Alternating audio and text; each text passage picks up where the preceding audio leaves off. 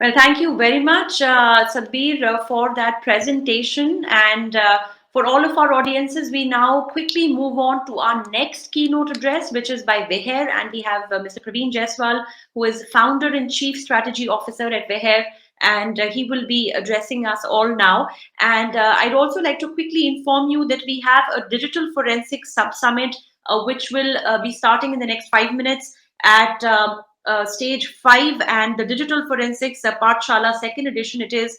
And there is also going to be a release of the cybercrime investigation manual, the third edition, in about 5 minutes. We are going to start with that in stage 5. For those of you who are interested, may join us there. Here in the auditorium, we have Mr. Praveen Jaiswal, who will now be addressing us all on. He's the founder and chief strategy officer at Veher. Over to you, Mr. Praveen.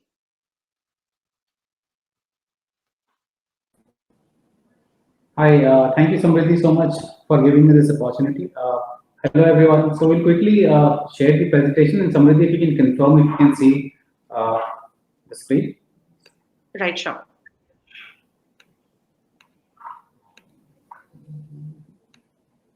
Yes, we can see it on the screen now. Okay, and good afternoon, everyone, and thank you. I think I've got a session just before the lunch, so I just hope that I am able to catch your attention at the lunch.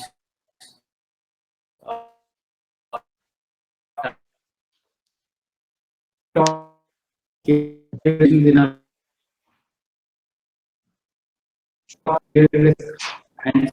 great. So going on, next one. Sorry, I'm just now making it full screen. So these are some of the statistics which was for the year, when Gartner had said in the year 2018, right? And by 2023, the average CI will be responsible for more than 3x the endpoints they manage. 70% of OT security will manage directly by the CI CISO, and 70% of the large enterprise will include automation and orchestration capability. Now, this has actually been true in the year 2021, right?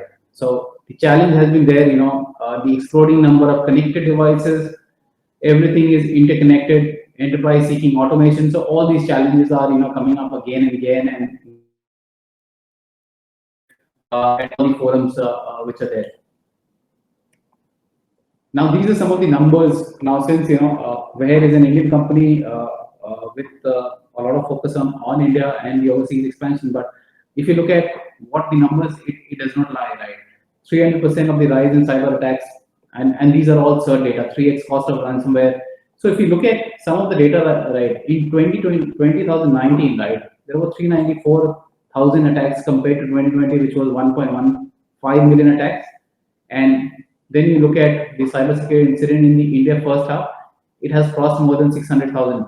So I think, more than the growth of any company is the cyber attacks, which are rising at a much larger CAGR, what somebody can think about, and huge challenges for us in days to come.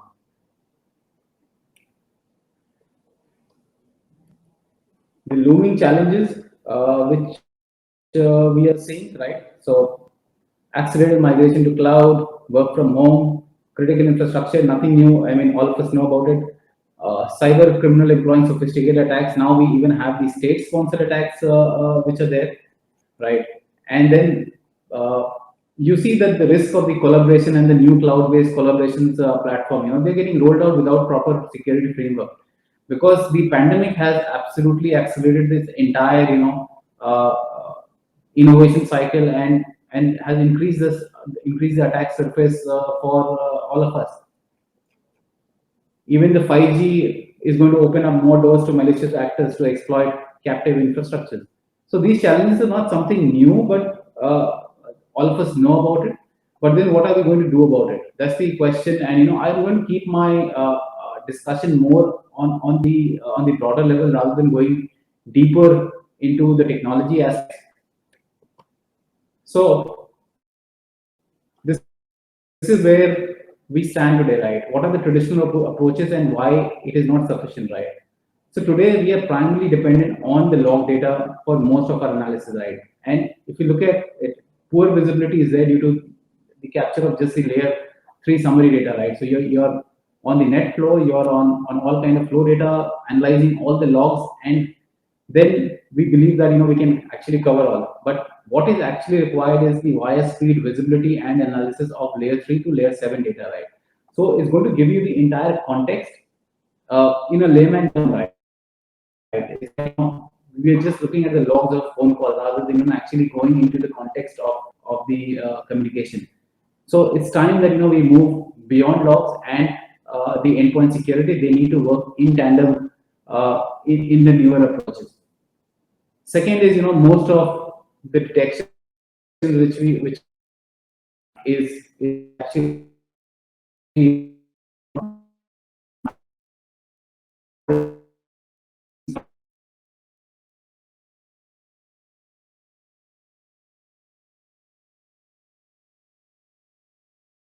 port agnostic detection will correctly identify the service as web without need of any human input.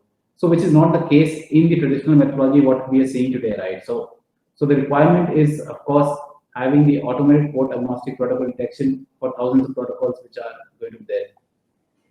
Third, the amount of monitor unmanaged devices and IoT and OT all. So we are seeing a realm where everything is getting connected, right? So there is already a zero visibility on the east-west traffic and a very limited visibility of the north-south traffic for agentless devices. I mean, these devices are small, so small that you can't even have agents, and I'm not sure that whether it will actually make sense to actually accommodate agent, right? So that is again one of the bigger gap which is seen there, right? So what is it required? So we need an automated single pane of glass providing complete visibility, because we cannot go to different systems to look at different aspects of your infrastructure. It has to be all make sense. Now today, with a lot of these compliances on PII, right?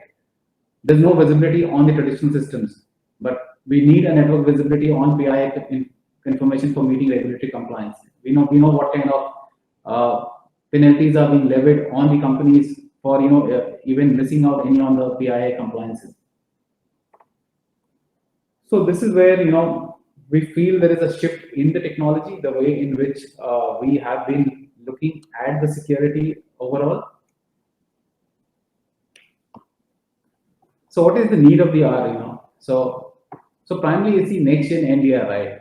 So in cybersecurity, you can protect only what you can see. Therefore, complete visibility of the network become extremely crucial, right? So that is very, very important. Additionally, it is essential to acknowledge that the first line of cyber defense might not always suffice. The world is moving away from the traditional cybersecurity and towards a more active cyber resilience. Coming to the cyber situational awareness, it is the immediate knowledge of friendly adversary and other relevant information. So cyber situational awareness, this is a situational awareness platform has been used by for almost 4 decades by the Air Force. In fact, situational awareness was actually coined by the United States Air Force, where you need to understand everything about your environment so that a critical decision can be taken based on the data available. So it's merging of your situational awareness, merging your data science, merging of cyber security to make sure that holistically you can protect any environment.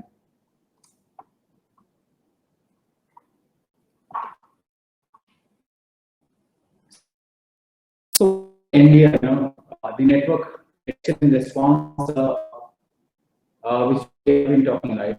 For partners, primarily various techniques. For example, analytic techniques to detect suspicious traffic on the network, analytic techniques, suspicious traffic on enterprise. India tools also continuously analyze all traffic and all the traffic, right? So data, of course, we have very good visibility on on what happened. But the moment can happen, you not have able to the business in the data, in the ability to actually do a lot of threat hunting. You can build the behavioral models and beyond your traditional, right? And typically, if you capability is capable of it is flexible support for capital flexible right now. The moment for capital is right now. And all together. Market cap and so the line rates and so in the real time analysis, the AIML is one actually I am actually online. Okay.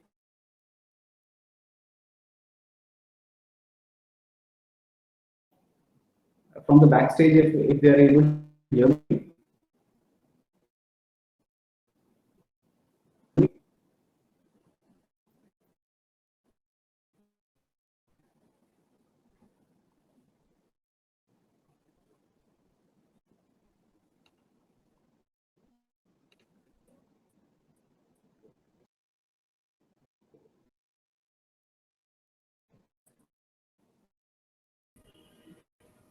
Yes, sir.